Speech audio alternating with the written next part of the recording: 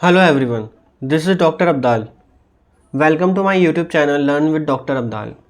So आज हम nth order linear differential equation का सलूशन निकालना सीखेंगे जो कि आपको इक्वेशन नंबर 1 में गिवन है।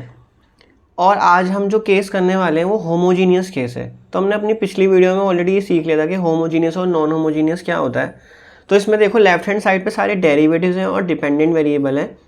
तो इसमें लेफ्ट हैंड साइड को नोट करते हुए ही हम अपनी राइट हैंड साइड चेक करते हैं कि राइट हैंड साइड पे हमारे पास क्या बच रहा है।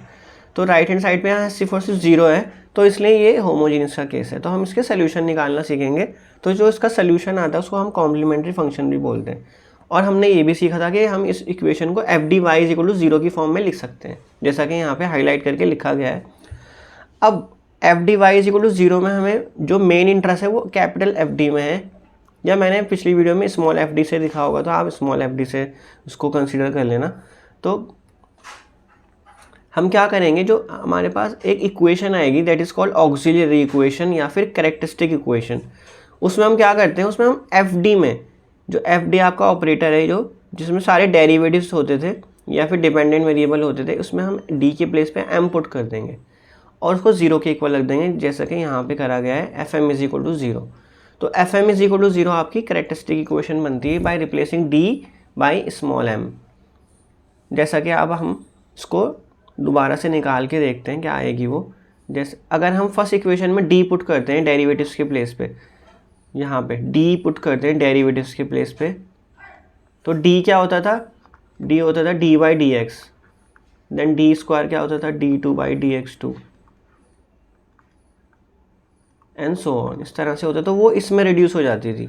अब आपने क्या करना है, डी के प्लेस पे एम पुट कर देना है। तो ये क्या बन जाएगा, ए एन एम की power N, A N minus one M to the power N minus one plus A one M plus A naught is equal to zero. तो यही इक्वेशन क्या है, इसको इसी इक्वेशन को क्या कहते हैं, कैरेक्टरिस्टिक इक्वेशन या फिर ऑक्सिलरी इक्वेशन। इसके जो रूट्स आते हैं ना, क्योंकि एक पॉलिनोमियल है ये, आपको ये याद रखना है दिस इज अ पॉलिनोमियल। आपने पॉलिनोमियल जो है वो एक्स में पढ़े होंगे, like X square plus 3x plus 5 is equal to zero. तो यहाँ एक्स के प्लेस पे क्या है, यहाँ एक्स के प्लेस पे है आपका m। तो ये पॉलिनोमियल है इन m। तो इसके हमारे पास रूट्स कितने आएंगे, उसके पास हमारे पास रूट्स आएंगे n, क्योंकि इसकी जो डिग्री है वो n है। तो जितने रूट्स आएंगे उसी के बेसिस पे हम इसका सोल्यूशन फाइंड करते हैं। ओके, मतलब हमारे पास एफ डी था ऑपरेटर, उसके बाद हमने डी को एम पुट करा, डी को एम पुट करके हमने एक ऑक्सिलरी इक्वेशन लिख ली जो कि यहाँ आपको दे रखी है। फिर वो एक पॉलिनोमियल बन गया, पॉलिनोमियल के कुछ रूट्स हम फाइंड करेंगे और उन रूट से हम अपना सोल्यूशन बनाएंगे। तो आगे चलते हैं। तो जैसा कि मैंने आपको बताया कि जो आपका सोल्यूशन आएगा ना F D Y is equal to zero का, उसको हम बोलेंगे कॉम्प्लीमेंट्री फंक्शन। तो ये हमारा कब आ रहा है, जब आपके पास होमोजीनियस का केस है, मतलब राइट हैंड साइड जो है वो आपकी ज़ीरो है। सो नेक्स्ट करते हैं रियल एंड डिस्टिंक्ट रूट्स। तो आपके पास जो ऑक्सिलरी इक्वेशन है, जैसे कि आपको टू इक्वेशन में दे रखा है, अब हम इसके रूट्स फाइंड करेंगे। इसमें आप एक चीज़ और नोट करना, जहाँ m की पावर n था उसका कोफिशिएंट a n था। आप चाहो ना a n को पूरी इक्वेशन से डिवाइड कर सकते हो, पूरी इक्वेशन को a n से डिवाइड करोगे तो फर्स्ट कोफिशिएंट जो है वो रिमूव हो जाएगा, वो a1 बन जाएगा, और बाकी के कोफिशिएंट आप उनको एडजस्ट कर सकते हो। Like a n minus one को डिवाइड करा आपने a n से, तो वो नया कोफिशिएंट आ जाएगा, तो उसको मैंने अभी भी a n माइनस वन ही रहने दिया है।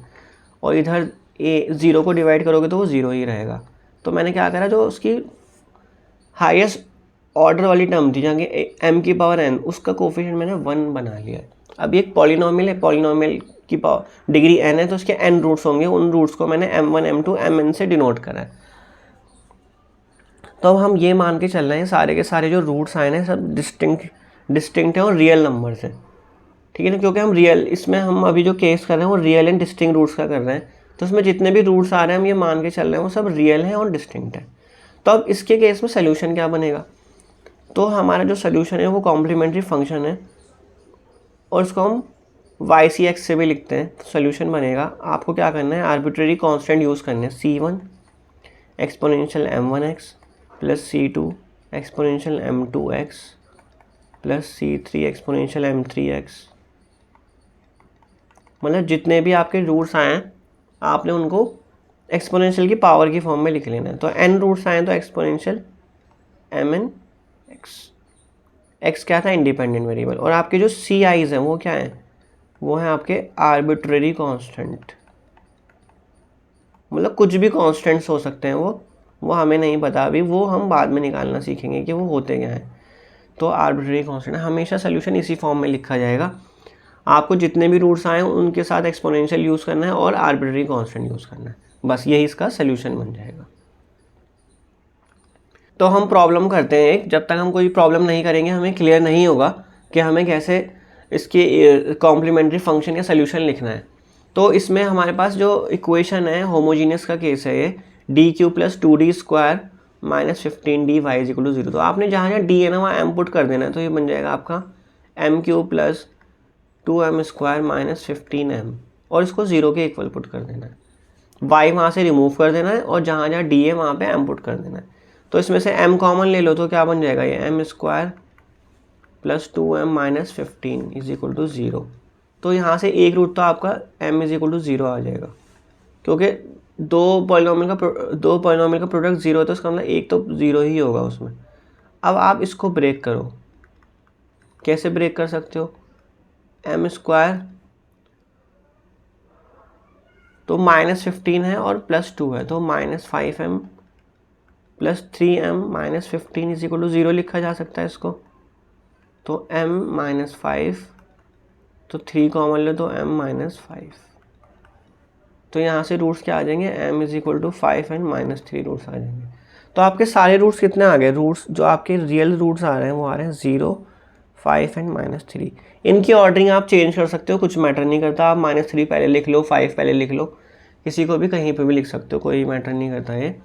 बट जो रिपीटेड रूट्स होंगे तब उनको साथ में रखना है। तो आपका जो कॉम्प्लीमेंट्री फंक्शन यहाँ बना, या फिर वाई सी एक्स को, जिसको हम वाई सी एक्स से डिनोट करते हैं, वो बनेगा c1 एक्सपोनेंशियल की power 0x plus c2 exponential की power 5x plus c3 exponential की पावर माइनस 3x।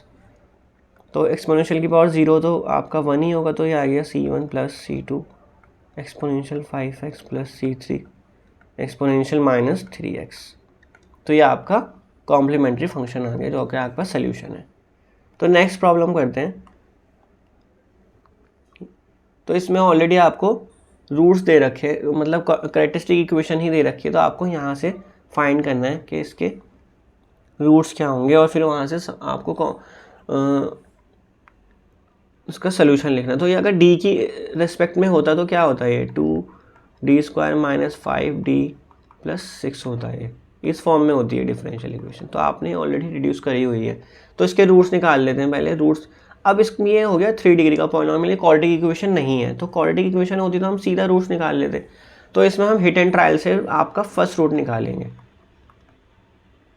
तो हिट एंड ट्रायल यूज़ करेंगे। तो हिट एंड ट्रायल में क्या होता है, हम m की कुछ वैल्यूज डाल के देखते हैं क्या उस पर वो 0 आ रहा है कि नहीं आ रहा है। तो m इज इक्वल टू 0 डालो, तो 0 का cube minus 2 into 0 plus minus 5 into 0 plus 6, क्या है 0 बन रहा है, ये 0 नहीं बनेगा। इनको सम करोगे तो ये क्या आएगा, ये 6 आ जाएगा।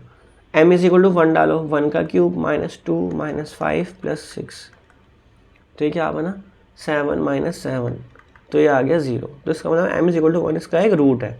तो जैसे इसका एक रूट आ जाएगा ना, आपको क्या करना है, आपको लॉन्ग डिवीजन मेथड यूज़ करना है। लॉन्ग डिवीजन मेथड क्या होता है, जो आपका रूट आया m इज इक्वल टू 1, तो 1 को लेफ्ट हैंड साइड पे ले जाओ, m माइनस 1 कर दो, और इसको अब हम डिवाइड करेंगे m cube minus 2m square minus 5m plus 6 को।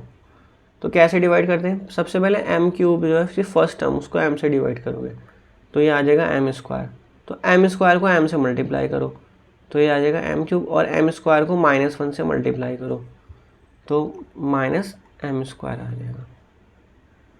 तो ये कैंसिल करोगे आप, ये पूरा कैंसिल हो जाएगा, तो minus m square and minus 5m। अब इसकी जो फर्स्ट टर्म है माइनस m स्क्वायर है, तो माइनस m स्क्वायर को फिर से m से डिवाइड करोगे, तो क्या आ जाएगा minus m।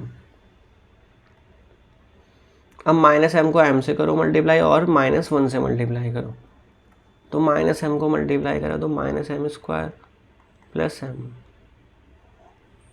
Plus n minus, तो माइनस 6m प्लस 6। अब -6m को आप फिर से m से डिवाइड करोगे तो -6 आ जाएगा। तो -6m प्लस 6, तो ये पूरा का पूरा कैंसिल हो जाएगा, कुछ नहीं बचेगा। तो आपके पास क्या इक्वेशन आ गई? आपके पास आ गई m² minus m minus 6 is equal to 0। ये क्वाड्रेटिक इक्वेशन आ गई। अब इसको आप इजीली ब्रेक कर सकते हो, या आप डिस्क्रिमिनेंट वाला भी फॉर्मूला यूज़ कर सकते हो अगर आपको ब्रेक करने में प्रॉब्लम आती है। तो -m लाना है और आपको -6 लाना है, तो कैसे आएगा ये? -3m plus 2। अगर मैं इसको ऐड करूँगा तो -m आएगा, मल्टीप्लाई करूँगा तो -6 आ जाएगा। तो यहाँ से रूट से आ जाएंगे, एक तो -3 आ रहा है, 2 कॉमन लोगे तो यहाँ फिर से -3, तो एक रूट आ जाएगा आपका 3 और एक आ जाएगा आपका -2, और ऊपर एक रूट आपका ऑलरेडी 1 आ चुका है। तो 3 रूट आ गए इसमें, 1 -2 एंड 3। तो आपका कॉम्प्लीमेंट्री फंक्शन इस केस में क्या बनेगा? क्योंकि आपके यहाँ पे डिस्टिंक्ट और रियल रूट्स आ रहे हैं, उसका फॉर्मूला क्या होता है? c1 exponential x plus c2 exponential -2x plus c3 exponential 3x। तो ये इसका सोल्यूशन बन गया। तो नेक्स्ट प्रॉब्लम करते हैं, d² - 5d प्लस 6। तो सबसे पहले तो हमें इसको ऑक्सिलरी इक्वेशन में रिड्यूस कर लेना है। तो m² - 5m plus 6 is equal to 0। फिर इसको ब्रेक करोगे आप, m² -3m - 2m plus 6 is equal to 0। तो m कॉमन ले लो, फिर -2 कॉमन ले लो, तो ये बहुत सिंपल है। तो m की वैल्यू क्या आ गई? 3 और 2 आ गई यहाँ से। तो आपका कॉम्प्लीमेंट्री फंक्शन क्या बन जाएगा यहाँ? वो बन जाएगा c1 exponential 3x plus c2 exponential 2x। तो ये आपका सोल्यूशन आ गया। नेक्स्ट, अभी आपको y की फॉर्म में दे रखी है, तो आप इसको इजीली कन्वर्ट कर सकते हो d फॉर्म में। तो क्या बनेगा? d² y - 3dy plus 2y is equal to 0। यही तो बनेगा। इसमें y अलग कर दो और d² को m² कर दो, -3m plus 2 is equal to 0। तो इसको मैं कैसे लिख सकता हूँ? -2m plus 2 is equal to 0। तो यहाँ से m कॉमन -2, फिर -1 कॉमन एंड -2, तो m की वैल्यू आ गई 1 और 2। तो आपका कॉम्प्लीमेंट्री फंक्शन क्या बन गया यहाँ पे? c1 exponential x and c2 exponential 2x। बस इस तरह से लिखना है आपने। तो ये आपको मैं डायरेक्टली फॉर्मूला ही बता रहा हूँ। ये भी जो है ना कॉम्प्लीमेंट्री फंक्शन, ये डायरेक्टली कैसे आ रहा है ये भी मैं फॉर्मूला ही बता रहा हूँ। इसमें मैं आपको डेरिवेशन नहीं बताई है कि इसकी डेरिवेशन क्या होती है जब आपके रियल एंड डिस्टिंक्ट रूट्स आते हैं। तो बस इसमें यही केस बनता है जब एक्सपोनेंशियल की पावर में हम उसको लिखते चले जाते हैं जो भी आपके डिस्टिंक्ट रूट्स आ रहे हैं, और साथ में आर्बिट्री कांस्टेंट यूज़ करते चले जाते हैं। तो हम नेक्स्ट जो रूल है, जो नेक्स्ट केस है जो कि रियल एंड रिपीटेड रूट्स का है, तो हमारे पास ये होमोजीनियस इक्वेशन है f/dy इज इक्वल टू 0। तो हम उसमें से ऑक्सिलरी इक्वेशन लिखते हैं, पॉलिनोमियल आ जाता है m की फॉर्म में, उसके कुछ रूट्स आते हैं। तो हमने अभी तक पढ़ा था वो डिस्टिंक्ट आ रहे हैं, मतलब m1 m2 mn जो है वो सारे डिस्टिंक्ट हैं, वो एक कोई सा भी किसी के इक्वल नहीं है। अब फॉर एग्जांपल 2 रूट्स रिपीट हो रहे हैं, मतलब m1 is equal to m2, मतलब रूट्स इस तरह से आ रहे हैं 2 2, और बाकी के डिस्टिंक्ट रूट्स आ रहे हैं 2 3 4 7 9, इस तरह से आ रहे हैं। लेकिन एक रूट जो है वो रिपीट हो गया 2, तो उसमें सोल्यूशन क्या होगा? तो देखो उस केस में सोल्यूशन जब रिपीटेड रूट्स है तो आपको एक कांस्टेंट यूज़ करना है, उसी के साथ एक और कांस्टेंट यूज़ करना है c1 प्लस c2 और x, उसको x से मल्टीप्लाई करना है सेकंड वाले को, और एक्सपोनेंशियल की पावर m1x। मतलब जो रिपीट हो रहा है उसके लिए हम उतने ही कांस्टेंट यूज़ करेंगे। वो टू टाइम्स रिपीट हो रहा है ना, m1 is equal to m2 है, तो मैं इसको m मान लूँ अगर, तो यहाँ पे मैं m भी यूज़ कर सकता हूँ in place of m1, mx है ना, रिपीट हो रहा है वो। और बाकी के रूट्स के लिए same procedure, c3 exponential m3x plus c4 exponential m4x and so on. Second देखो इसमें क्या है, अगर रूट 3 टाइम रिपीट हो रहा है तो मैं इसको m मान लेता हूँ, m is equal to m1 is equal to m2 is equal to m3। तो इसमें क्या होगा, हमें 3 बार कांस्टेंट यूज़ करना है और जैसे जैसे आप कांस्टेंट यूज़ करोगे उसमें उतने ही एक्स से मल्टीप्लाई भी करते चले जाना है जो एक्स्ट्रा कांस्टेंट आ रहा है। एक कांस्टेंट आता है तो हम डायरेक्टली लिखते हैं, लेकिन जितने भी अब 3 टाइम रिपीट हो रहे हैं तो ये एक्स स्क्वायर तक जाएगा।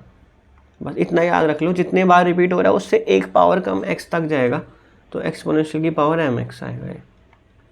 फिर बाकी के कैसे लिखे जाएंगे, c4 exponential m4x plus c5 exponential m5x and so on. अब फॉर एग्जांपल 4 टाइम्स रिपीट हो रहा है कोई, जैसे कि यहाँ पे मैंने थर्ड में लिया है तो उसको आप m मान लो, m is equal to m1 m2 m3 m4। तो सोल्यूशन क्या आ जाएगा आपका, y(c(x कॉम्प्लीमेंट्री फंक्शन जो है वो क्या आ जाएगा, c1 plus c2x plus c3x square plus c4x cube तक जाओगे क्योंकि 4 टाइम्स रिपीट हो रहा है, और एक्सपोनेंशियल की power mx plus c5 exponential की power m5x plus c6 exponential की power m6x and so on. तो आप लिख सकते हो इन रूट्स को। एक केस मैंने और लिया है जहाँ पे रूट्स जो है वो एक रूट रिपीट हो रहा है, फिर सेकंड कोई दूसरा रूट है वो रिपीट हो रहा है। तो इस केस में क्या लिखोगे, c1 प्लस c2, इसको मैं कुछ मान लेता हूँ, इसको मैं मान लेता हूँ अल्फ़ा और इसको मान लेता हूँ मैं बीटा, जो रिपीट हो रहा है रूट। तो c1 प्लस c2x एक्सपोनेंशियल की पावर अल्फ़ा x, तो फिर आएगा c3 से c3 प्लस c4x, क्योंकि कॉन्स्टेंट सारे डिफरेंट लेने हैं आपने, एक्सपोनेंशियल की पावर बीटा x एंड फिर नेक्स्ट कांस्टेंट c5, और एक्सपोनेंशियल की पावर m5 से आप जैसे लिखते थे वैसे ही आएगा।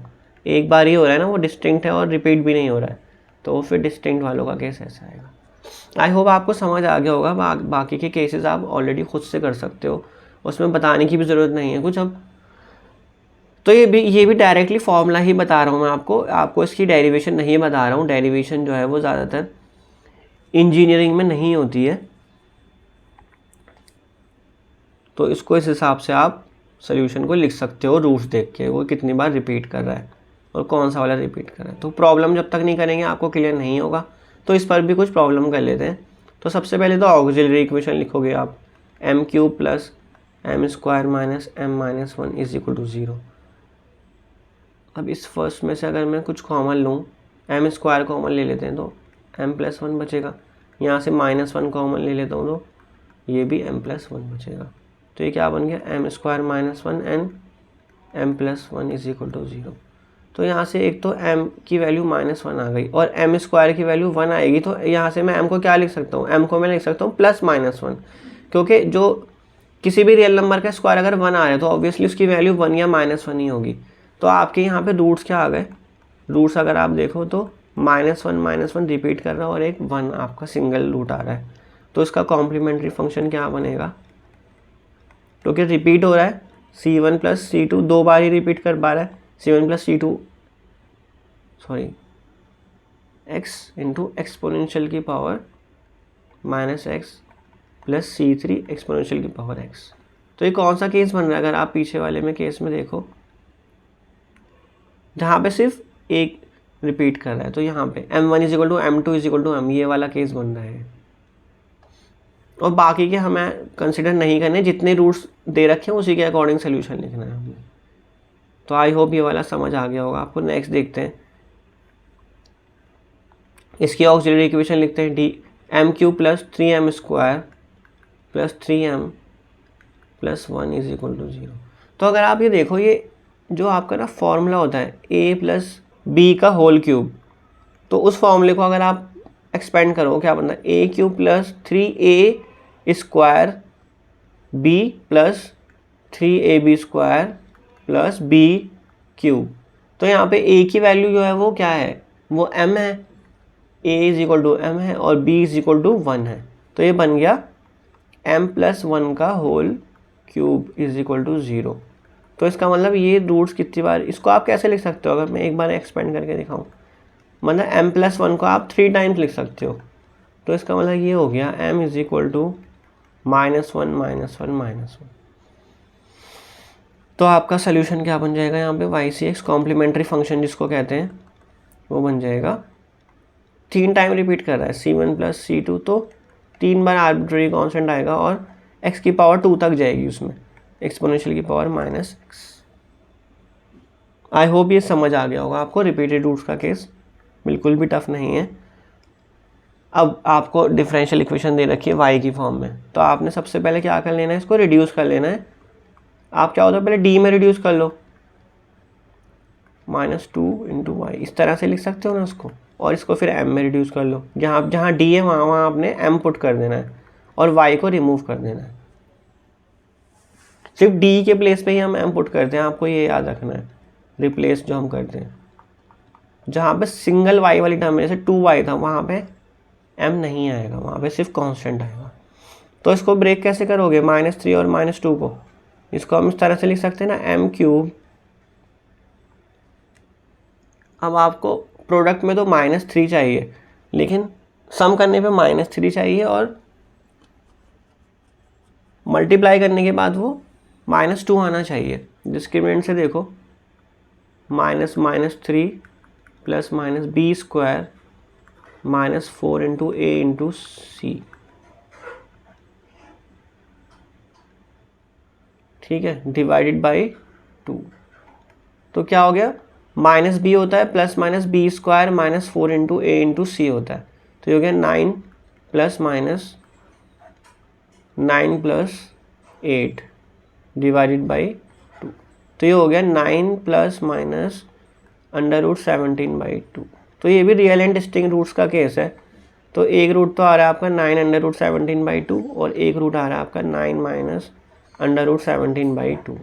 तो इस केस में सोल्यूशन क्या बनेगा आपका, कॉम्प्लीमेंट्री फंक्शन जो है आपका ycx, वो बन जाएगा c1 एक्सपोनेंशियल की पावर 9 + √17/2 × x एंड c2 जो सेकेंड रूट है 9 - √17/2 × x, है ना। ये आपका m1 रूट है, ये आपका m2 रूट है।